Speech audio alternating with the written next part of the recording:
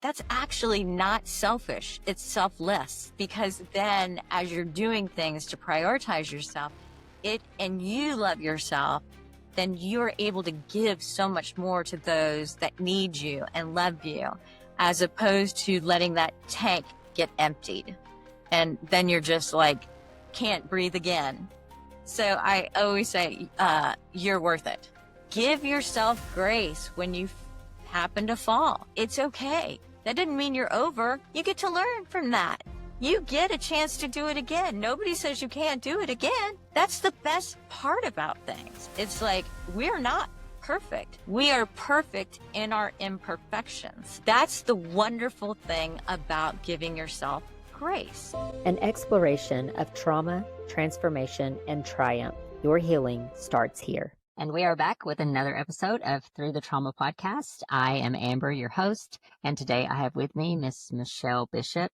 Michelle is a master certified life coach, and she has done so many things. She is so empowering, has been through the fire, and is now help us to overcome our own traumas and our own heartache and pain and turn that pain into purpose. So, Michelle, I'm so excited to have you here. I am so excited myself. Thank you so much. It's a complete honor, and to have an opportunity to share your audience and be able to really have a great time. Yeah, I think so too. And I just can't wait to get into, I know before we started talking, before we jumped on here, and you have quite a story, and it's kind of been one thing after another, after another, after another. But through all of it, you've overcome. You have this amazingly positive, like, radiance that just exudes from you. And I'm just really excited to get into a little bit of your story and what has pushed you into what you're doing today, which is a master certified life coach. Why don't you start by telling us what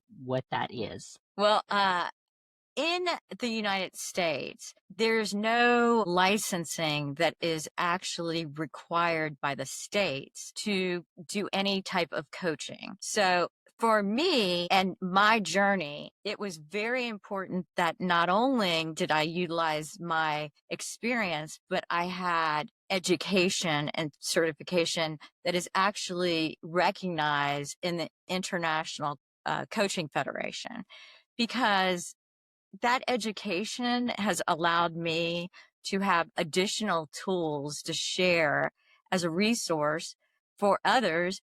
In their coaching is very different than therapy. And what I love about that is you get the opportunity to help someone along their journey of discovery for them, and not being able to, as a therapy dynamic, to go ahead and say, you need to do this, this, and this. Because when you come to that, it just has more of an impact. So it was more of a calling for me. I am a thrive in education. I want to bring and be a resource to all that I touch. And so that's really what a certified master life coach is.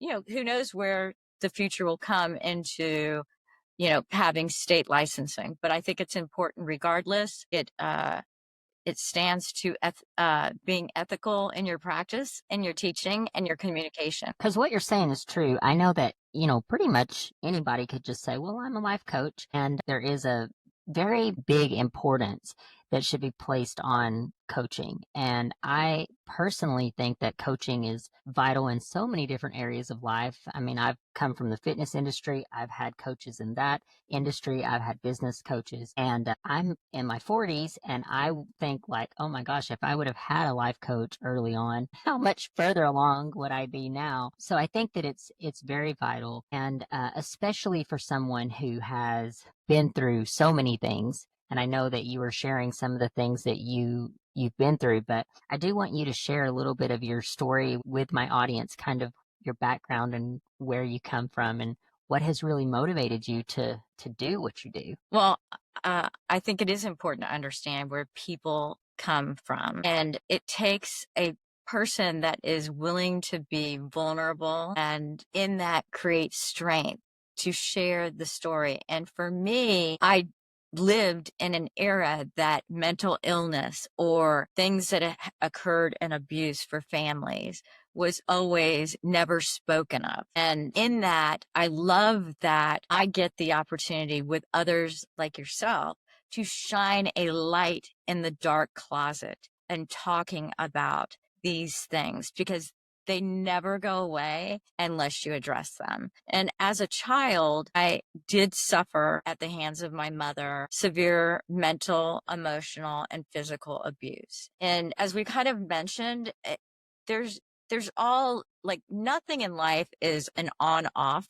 switch. There's all different degrees of that dynamic. Mine happened to be completely on high and created complete chaos in not only my life when the doors closed, but in my family's life, the family dynamics. And what I found is and she was mentally ill, even though she did not go to a psychiatrist or psychologist. We have had diagnosis from our family within the family lineage to recognize that it is a genetic predisposition, often in line with the same as addictions. She would be considered a bipolar 2 with psychosis and schizophrenia at this point. And so you never knew what you were getting into. And as a young child, that becomes that impression from the moment that you're born actually is imprinted in you. So that chaos is considered normal.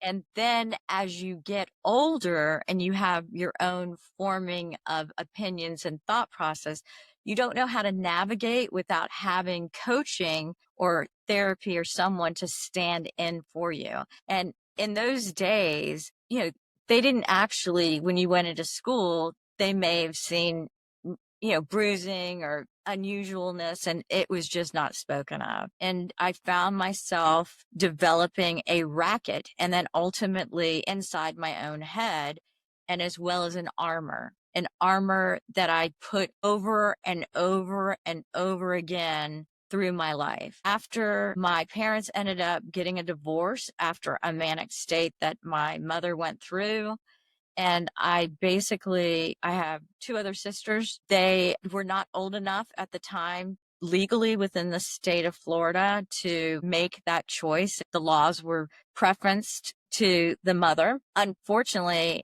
I was like, there was no choice. Either I was going to be able to live and go with my dad, or I don't even know where my life would have ended up because I would have definitely run away because it had just gotten to that point that it was no longer accepted. And I was 15, 16 years old at that. But then I still ran into the patterns of an abused child. I immediately jumped into a relationship, my first marriage with an abusive husband that was physically and mentally abusive to me. He even broke my arm in half and I married him. So that just tells you the headspace that I was in. From there, my grandmother, who was such a rock for me, and that mother figure, which I was grateful for, had passed away. And I didn't want to disappoint her, but it gave me the freedom to actually tell my family the truth of what had been going on as you hide these things, as I'd been trained through all of my life in mask and I was very successful professionally. Then I said, this is what's going on and I need out. And I actually got a divorce very quickly and within 2 weeks ended up marrying my children's father. So it was a complete rebound. So I didn't get my head space right by any means. Did have two beautiful, strong, 24 and 26 now, young women. And one of the greatest accomplishment, if not the greatest accomplishment, is the fact that they have never been exposed to any form of abuse whatsoever, and they are thriving. And I know that you can change those dynamics. Ultimately, that relationship was not successful. I did end up uh, marrying the love of my life, and we had a 17-year relationship that was, of course, like all relationships. I say men are like fine wine. They get better with age, and not necessarily with training, but really it's a mutual thing. It's a mutual where you get to know your partner gets to know you, you learn how to fight fair. And we were at the top of the mountain ready for the downhill. And yes. And unfortunately, he had been tragically in an accident and drowned unexpectedly on a business trip. And it took my breath away. And I really didn't know who I was because I'd always been a daughter, a girlfriend, a wife, a mother, a businesswoman, but really essentially didn't know who I was. And I couldn't breathe because I'd let that vulnerability exposed to him. And then when that was gone, I was paralyzed. And then I'd gotten COVID during that time frame after he passed during 2020, December 2020, where unfortunately the pandemic was in rage and I was in ICU for 3 weeks. I said, do not intubate me, and fought for my life. I had a interesting uh, experience that was interesting because it just basically had cemented the fact that it's just time. It's just time. It's just time. But then when I got out of it, then I realized that time is precious. We are not promised our next breath.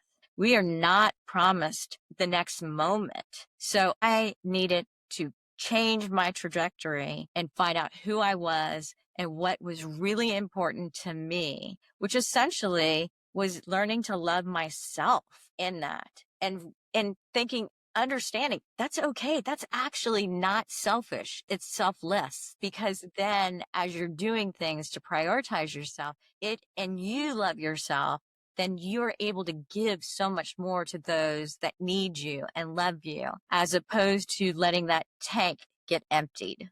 And then you're just like, can't breathe again. So I always say, you're worth it.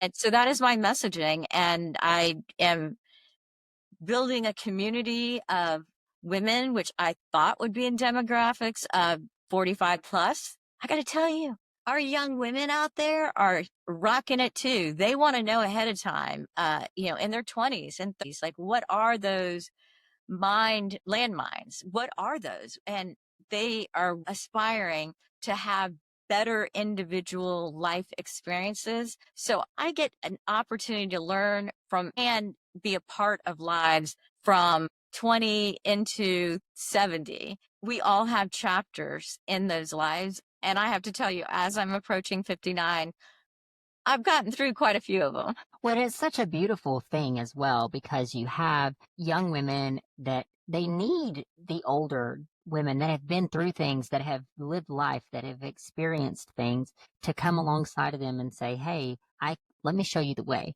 I know, like I've had different mentors throughout different periods of my life, but looking back now, I look back and I can see places in my own life where I wish I would have had mentors. I wish I would have had somebody come alongside me. And I do think something happens, and I would love your thoughts on this as well. But I think something happens around that 40-year mark where you turn 40 and something changes in your mindset where it's just like, I'm kind of like, don't really care what people think anymore. And I'm going to do what I think is best for me and my family and, within love and still loving other people. But I want other people to know that I'm setting boundaries and I'm learning to self love and I'm learning to do these things. But what a beautiful thing if women 40 plus could come back alongside of those at 20 plus and say, hey, let's show you the way. Let's get there a little faster.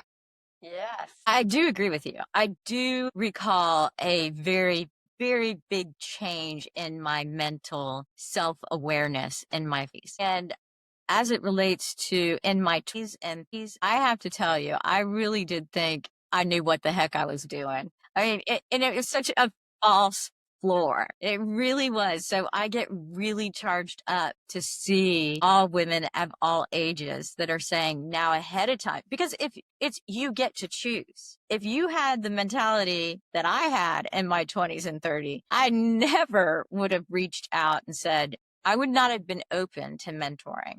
I mean, I was open to what I wanted to accomplish at that time from a professional and what I thought would be a personal goal. But it's for me, It was very linear. It was very focused. I didn't have it. I kind of describe it a little bit like learning how to drive. Young drivers, when you first get behind the wheel, you're looking right in front of you.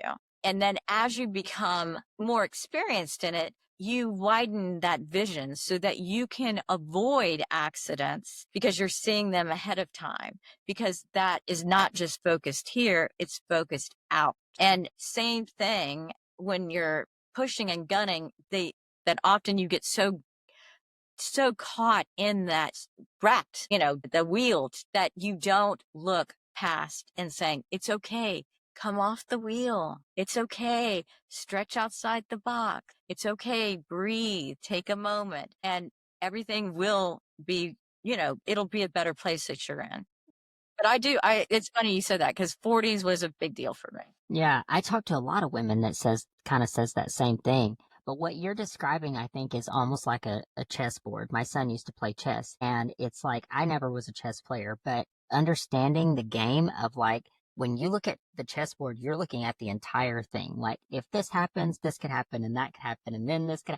So you're like looking, I think they say like 7 steps ahead or something. And I also believe that with it just in not just women, I can speak more to women, as I'm sure you can because we are women, but I think that a lot of times people, there's these, what are the three big categories? Health, wealth, and It's consider health, wealth, and spiritual balance, yeah, mental. yeah, and we have these things that we focus on, like it's health, wealth, and relationships, health, wealth, and relationships. But spiritual goes right along with that, right? Because our relationship with our spiritual relationship as well. But I think that we have a focus a lot of times. Like I look back in my 20s and I think I was hyper focused on health back then. Like that was my thing, but I lacked relationship skills. I lacked success skills, but I got the health part, So Right. I think what happens with a lot of people and a lot of women, especially, is like we get hyper focused in the one thing.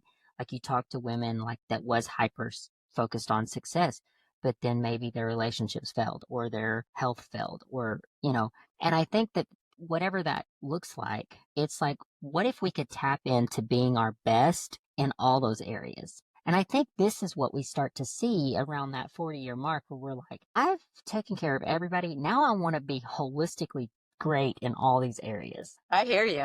I agree. Yeah. I think it's a beautiful thing. So tying this all back into this is why I think if we have mentors, we have somebody that can come alongside of us. That's great. And that's speaking from a point of assuming, it's just life happens. But then we have this whole other kind of thing that comes in, which is trauma.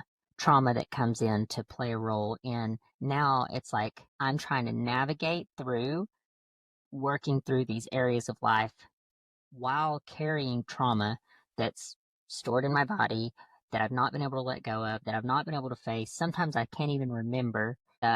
So I'm curious in with when you do life coaching with clients and when you've even walked through your own personal journey, like how does that trauma tie in? Do you see that being kind of like a hurdle that you have to overcome with a lot of people? I do see that everyone, to some extent, has experienced trauma in their life. Some more, some throughout the years, some over a period of time, but it always leaves an indelible mark. The question is not that the mark is ever going to go away, but similar to the voices in your head, it's like, how do you make it so that it's not so bold? It's not so, I'm a visual person, but it's just like really it just cuts right through you, that trauma in some cases. So it's not that you won't necessarily forget the trauma, but you can rethink the trauma and then turn that into all more positive self story that you get to live. And I think that that's a survival. That is not just surviving, but to be able to make these small pivots of change. It enables one to thrive and be victorious. So you are not a victim. You are the victor. And we have so many resources and so many tools. And I would love to say that I am totally free of feeling moments of that past pain. I can tell you that's part of the thread of who I am. I accept that. I accept that in my own vulnerability. It gives me empathy for others. It gives me compassion for others, and it's authentic. It truly is. And so if I wasn't able to come to a reconciliation, and I've had severe anxiety before with panic attacks. So having that as an experience, it's very interesting because if one has their eyes open as well as their heart open, you will recognize that pain in others. Kindness, patience, love, vulnerability, all of those things enabled part of that healing process for people. But you, as an individual, have to choose that for yourself. If you do not choose that for yourself, then you stay on that hamster wheel. And after losing my breath, I was like, I'm not going to live like this. I want to make a difference. Everybody talks about legacy. Again, very successful in business, had a nice lifestyle. I couldn't remember any really life impacting things that I did. Even, all that I had sold and to who I had sold, I couldn't even pick out someone's name of who that was. And I'm talking decades of doing the same thing. Now, Amber, I get to know you and I'll remember your name because you matter just like everyone else matters. And that to me is so much more fulfilling to recognize that you can make an impact in other people's life if they choose to do that. It's powerful. So how do you take someone that's been through, because you've been through a lot of trauma yourself. So how do you take someone that's maybe been through a lot of trauma like that and you get them on the trajectory of really navigating through life and being the best in all those areas of life? How do you get them to kind of overcome that trauma, or I guess see the positive? Because I think that's really what you're saying is being able to take that pain and turn it to purpose. How do you help someone navigate that? As a skilled professional, I think it's very, very important to recognize that there are many dynamics in one's mental health. There's a reason why we have psychiatrists. There are reasons why we have psychologists. There are reasons why we have therapists. And there's reasons why we have coaching for our own mental health. It's a package. Sometimes someone does not need all of that in navigating to their best purpose, their best life. But it's really important to hear and listen to what the individual's end goal is in trying to accomplish and to be a resource to recognize this is my lane, working in conjunction with all of those things, if necessary, in the best interest of that coaching or that client is, there's nothing wrong. I have no problem, recognizing that I take Lexapro. It's a small dosage, but it helps guide me and through all of the things that I continue to deal with. And so I do that in conjunction of my own. I have coaches myself. I have been through therapy. They're all different techniques. And it really depends on one's self-determination of what they want to accomplish. If they're not ready, they're not ready. I do not like when somebody says, if you do A, B, C, your life's going to be perfect. You are going to be changed, blah, blah, blah, blah, blah. That is not part of my vocabulary. Being at a good place is an everyday journey. You have to make that choice for you. This is where you want to go. And there are steps to do that. And again, and how about that power that you have within yourself to choose you first, to say, I'm worthy, even when you're not worthy, to be able to stretch outside of that, stretch that box and say, I'm going to take a little pivot and just explore this. And again, it might be reading, it might be through the internet, it might be through a friend, it might be through a lot of different opportunities as resources for us to do. But you have to make the choice to change your life trajectory for you. And the pain gets so great. I mean, it's so unhealthy. You're all about physical health, but you realize now, not in your 20s, it's not about just physical health. You got to have the whole package. You got to have the mental, you got to have the spiritual, you've got to have the, mind, body, and soul. It's all of it. And that's what makes you your best you. Yeah. And that's so true. And I'm just curious, well, how much of because I'm big on this thing about choice too. When I went through my divorce about 6 years ago, one of the first things I was listening to a podcast, and one of the first things that I heard that really stuck with me is this idea of you get to choose, you get the power of choice. And at that point, I was like, I could choose to be bitter and angry, or I could choose to move above, like rise above that. And I made the choice in that moment. But I'm curious, how important is mindset in that, making that choice? 100%. Because that's the first thing that goes is it's the mindset. It's like you have to logically think through however your processes are to decide to make that change. If you do not, then the rest of the body, this is the navigator to all, to all things. Then by that, working from the head down and making and being centered within your soul. As I mentioned earlier, I'm a very spiritual individual, and I had been for all of my life. And I'm grateful because I am so respectful of all faiths and religion. Whatever that is, you get to choose that. I'm not what I'm like, I'm respectful of your choice. It's not my choice. And so that, but each person gets that. And that is part of, that's why I said it's 100%. It's mind, mind, mind. And even if you have to fake it to push yourself out, it's just, I wish in the sadness and the despair of so many. And this is what I desire is I want to shine that light of hope to recognize, look, if you want this, anyone, everyone can get there, but you have to choose. You have to make that. And it's a difficult journey. Someone that says it's not, they haven't been through trauma. Truly. How do you get someone to like shift their mindset? So I'll give you an example. Like if you have someone that says, I want to be better in this area of my life, like I want to start a new workout. And I know that you have a lot of experience with this because you just told me you had lost how much? Over 110 pounds. 110 pounds. So you 5 foot. got It's a whole person. That's right. And for you, like you have the full package. So let's use that as an example. Say someone wants to start a workout routine or whatever, and they make the choice to do that.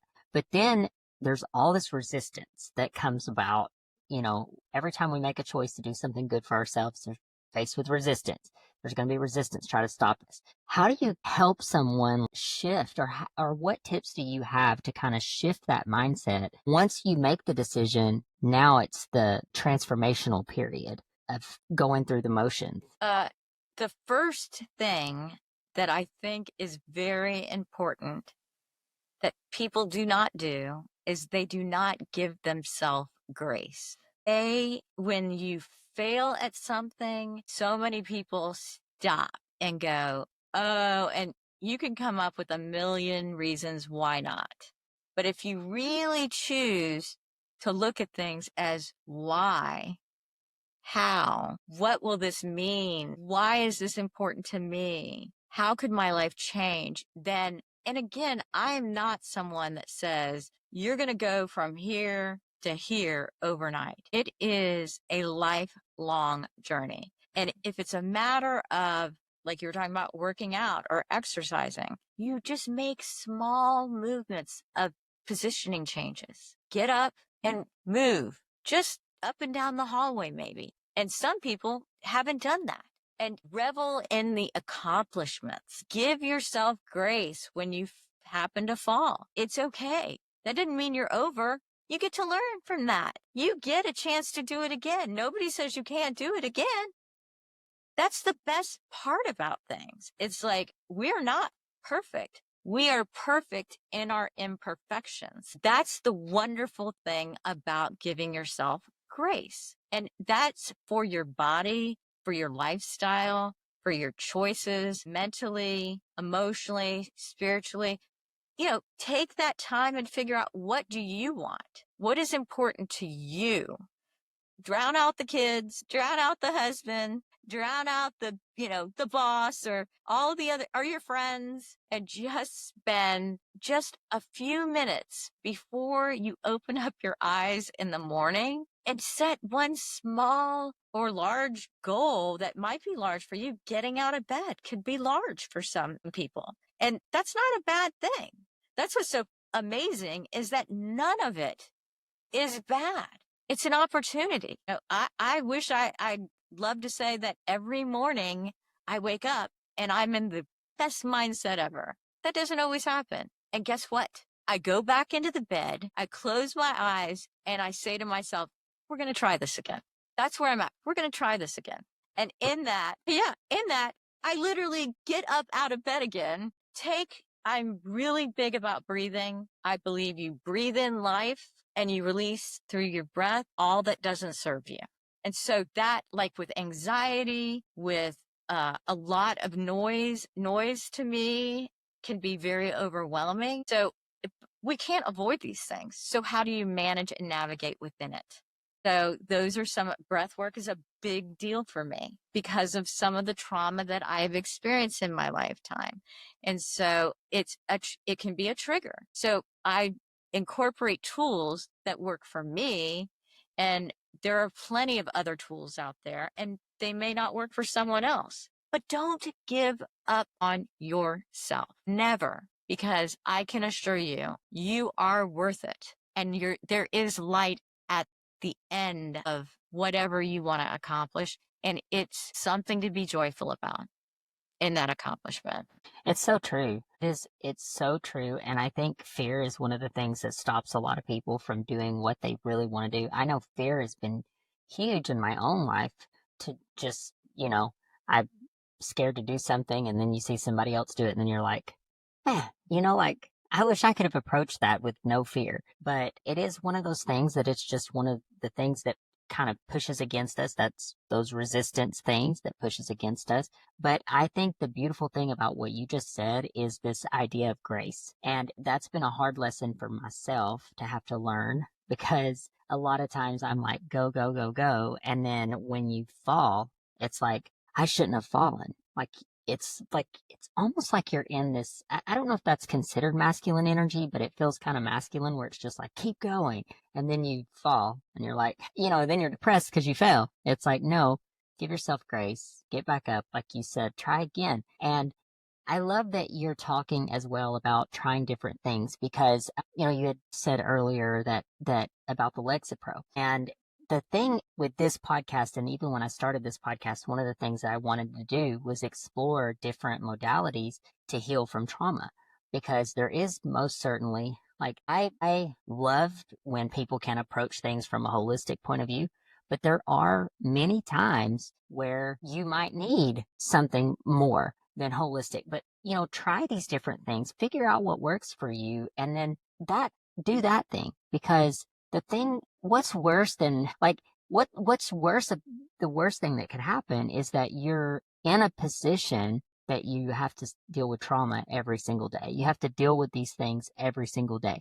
Find the modality that helps and keep exploring, because life is a journey. It's just like fitness. Fitness is a journey. You're never going to be able to stop. Like, you got to just learn to enjoy the process. And life is the same way.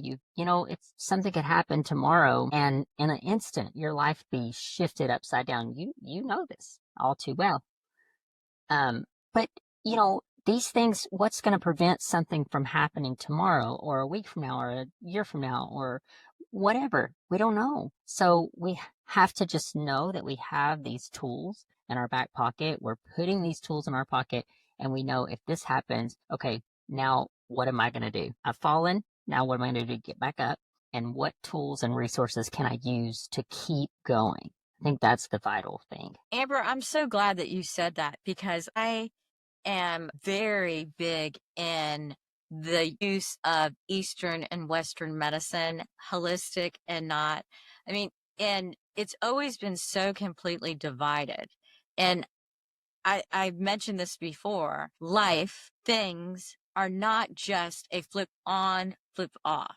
There's all these dials in between. And I have to tell you that I certainly use supplements to have a healthier, I tend to be a little low on D. You might not be able to tell because I got a little natural sun today. But D or B or those types of supplements, and then magnesium, will have it helps with sleeping also. So, and then there's also herbs that we've used for years and acupuncture. There's just so much. And I think blending that formula to make it work for you is a wonderful thing. And you do that by gaining the knowledge. And ultimately, what happens? You don't do it. You decide that's not working for me. So you stop. And so you get to change. You get that choice. And so don't negate the fact that you deserve to have the opportunity to live your best you. And you've got a plethora, especially with the internet and being able to have so many resources of different mindsets. And every day I learn something different from other people of all ages, all cultures, all experiences, all socioeconomics of life. And I love it. I am thrilled at the opportunity because I know what it's like to be in a fetal position in my dark room, can't breathe, and I'm not sure where I'm going from here. Mm-hmm. And now in 5 years, I'm like a totally full me. This is who I am. And there's power in that. There's power in those choices that you get a chance to make. And I'd love to say, I'm only special in the eyes of my God. And so God to me has always said that I am good enough.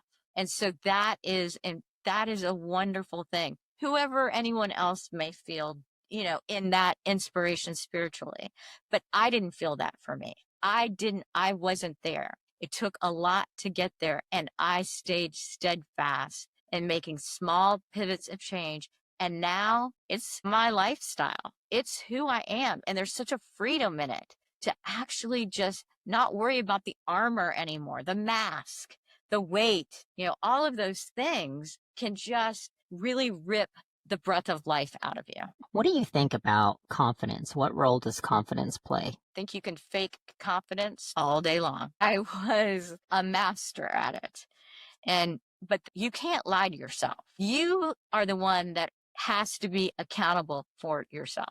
So I can assure you, there have been most of my life when I'm in a business situation or any social situation that someone would say that I was very confident. And I was like, I'm really not. I am really, at that point, I was like, really had a lot of self-image issues. I had a lot of low self-esteem, you name it. I was inside my head thinking badly. The voices inside my head were thinking badly, but that mask came out and everybody's like, oh, and I thought I had everybody fooled. Who cares? I wasn't fooled. I knew who I was because when the lights went out and I was vulnerable, then the true self came out because it will come out at some point in everyone's life. And it was hard. I didn't like the person I was looking at in the mirror sometimes. I didn't like the person that I was. And in that vulnerability is such, there's, again, giving yourself grace. Give yourself the grace and the opportunity, because then that is true confidence. You're living authentically within yourself. People will see that even without you saying a word. I've gone through an exercise that was just that, where you would be opposite of someone for seemed like a lifetime, but it was like 30 seconds. And you basically said, I trust you or I don't trust you, and not saying anything. And it's amazing the intuitiveness that people have to say yes or no. And it's really not about them, you find out. It's about you. So I would get someone say, I trust you. And then I'd say, I don't trust you.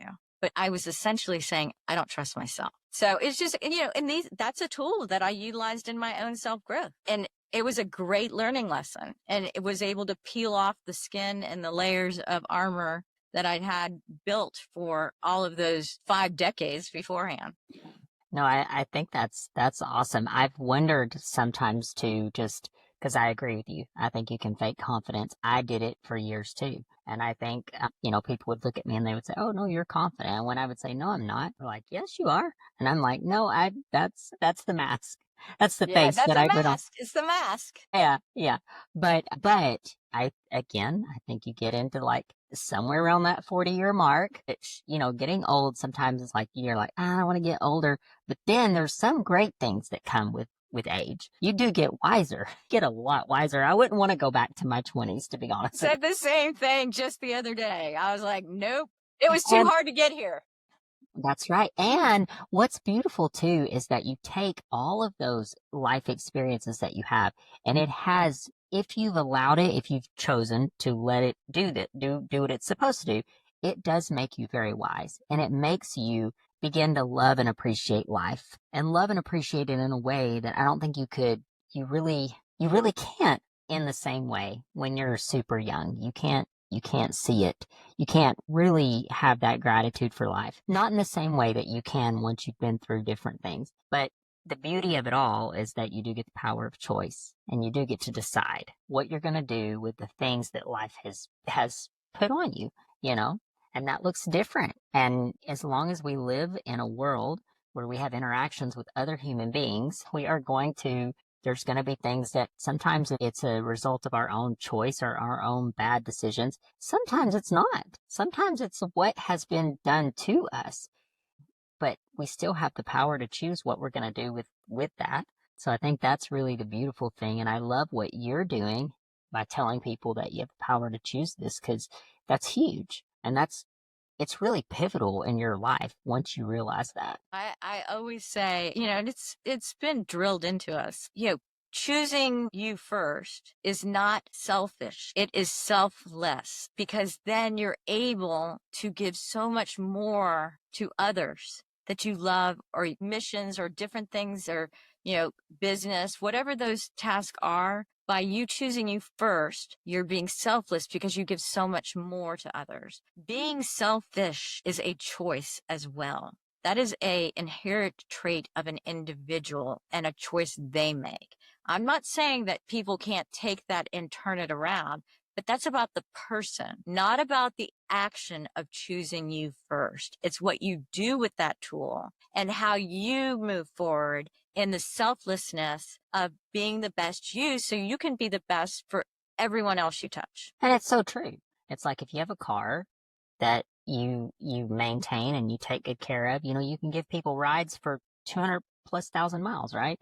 If you have a car that you don't maintain, you just like don't take care of it at all. I mean, how many rides can you drive with that car? And so I think that, I mean, I'm not comparing us to a car, but it's true though. Like if we are taking care of ourselves and setting those boundaries in place and learning self-growth techniques and tools and resources and things to use to grow, then we are going to be able to help many more people and serve a purpose, leave a legacy, live in our destiny. It's just a beautiful thing versus just running ourselves ragged to the point that I can't help anybody because I don't have the capacity, the energy, the time, the attention, the bandwidth. That's right. Well, and I have to say that I have never met a person, male or female, that said to themselves, have you ever not been completely spent on something, project, situation? Everyone has experienced being empty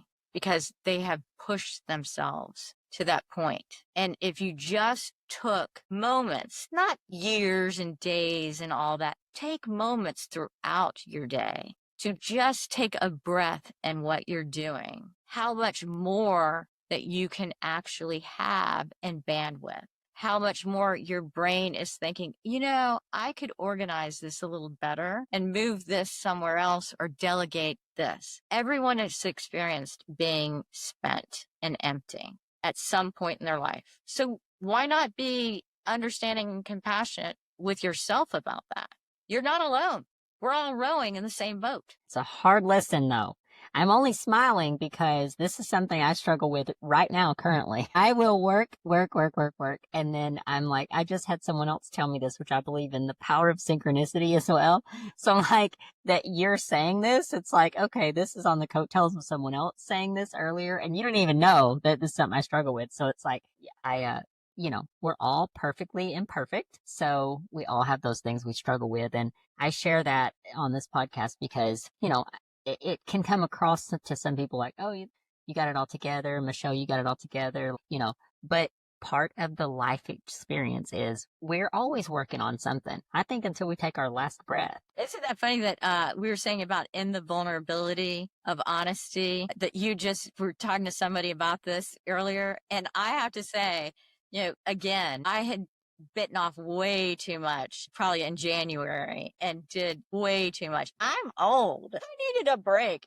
And I was like, if I had just listened to my own boundaries and not try to compact it all in this time frame, I wouldn't have been spent for a week. I was like, oh, I'm so drained. And so, like I said, we're not perfect. So we're in this journey all together. And that's what I'm saying. It's like, look, we all get these choices and we get to learn from them. I will tell you, I'm never, ever doing that again in my life. First time and the last time. I wish I could say that about myself, but no, I'm just talking about this situation, Amber. I'm not talking about myself. I'm going to do it all the time. I get in a rut where I'm like, I'm going to go, go, go, go, go, go, go. And then I'm like, before I know it, I'm just like exhausted, exhausted. I'm like, I've got to take a break. I was there last week. I think it was like, last week I had a day where I was just like, you know what? I can't do this anymore.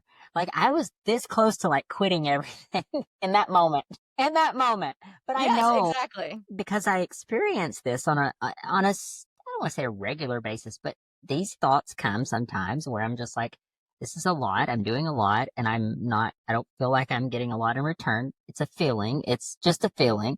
And then you take a break, a breather. You say, I'm going to distance myself, take some time. I have to go spend time in nature, spend time with Lord, spend time just in my own meditative state. Breath work is huge. Yes. But once I do that, then I come back with a new vigor and a new, it's like a motivation where I'm like, now I'm ready. I'm on fire. Like I'm ready to do this.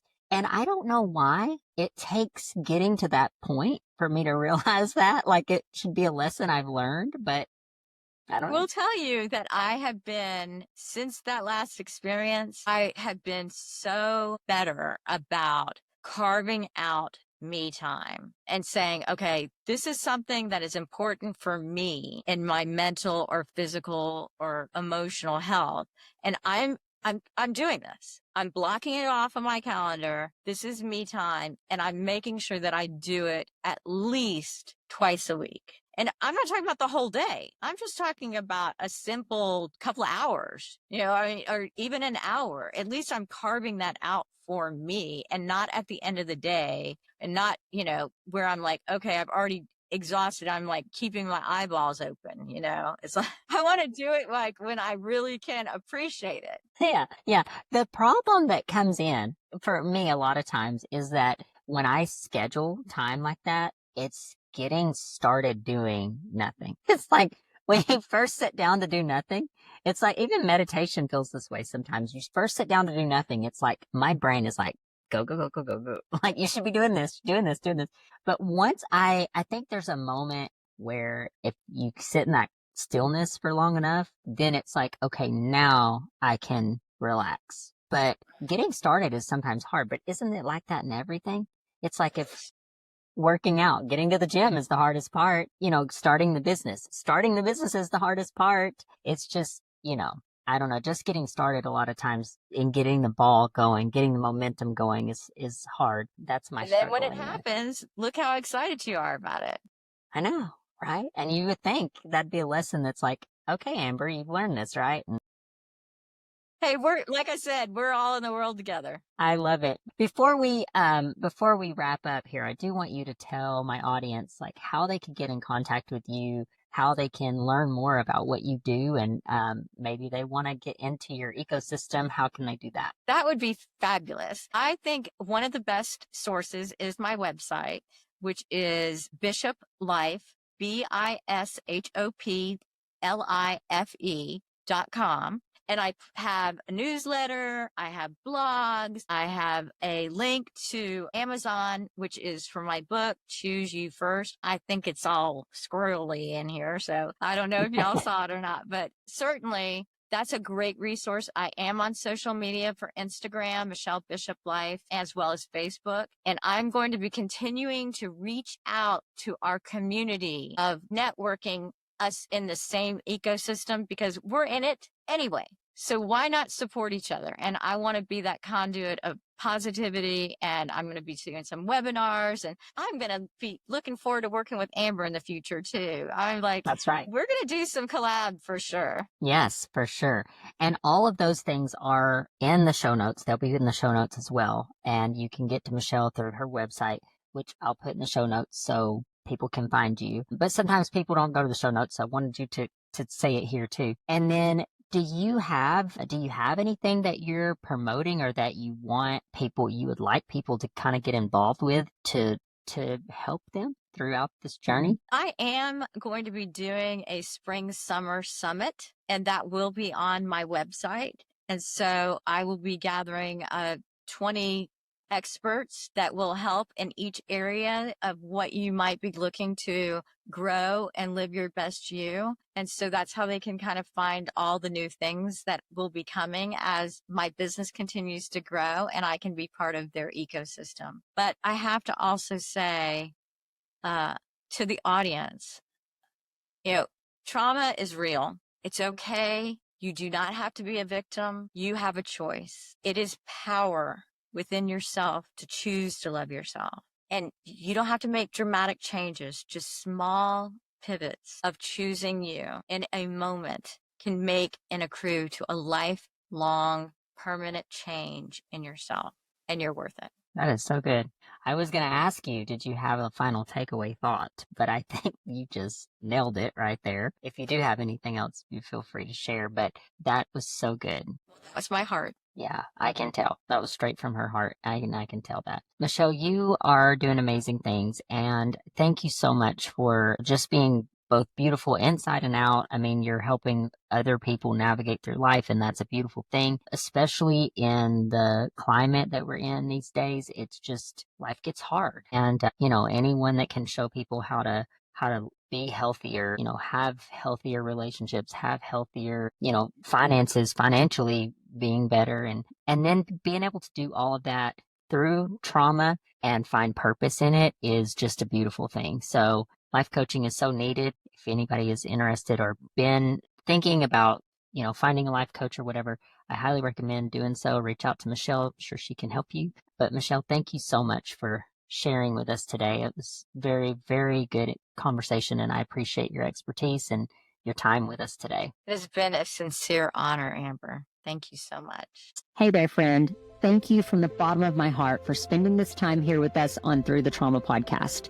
Your presence means more than you know. If this episode has spoke to you or gave you hope or made you feel just a little bit less alone, then I would love it if you would take a second, subscribe, leave a review, and share it with someone who truly needs to hear it. Every share, every comment, every listen, it all helps our message get out and reach those who truly need it the most. Healing happens inside of a community, and together we are breaking the silence and creating space for transformation. Thank you so much for being a part of this journey. Until next time, be gentle with yourself. You are not alone.